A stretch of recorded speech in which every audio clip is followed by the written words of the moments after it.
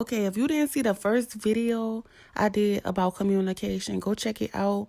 It talked about how communication affected so many things dealing with us, like loneliness, success at work, and how when communication is blocked, love's energy turns into resentment and hostility.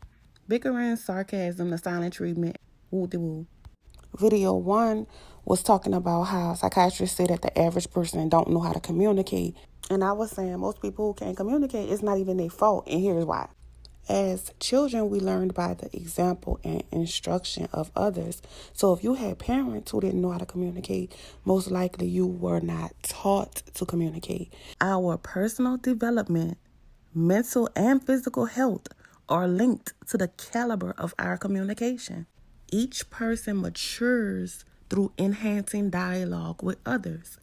Lack of communication or frequent exposure to poor communication diminishes one's selfhood both emotionally and physically.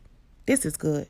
Then he goes on to say many believe that mental illness is primarily a problem of inadequate communication.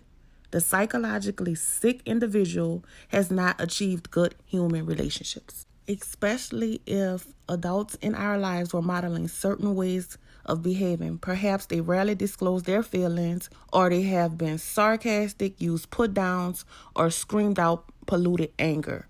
As children, we learn by the example of the significant others in our lives. Oh, this is good. But look, let me trip your head out.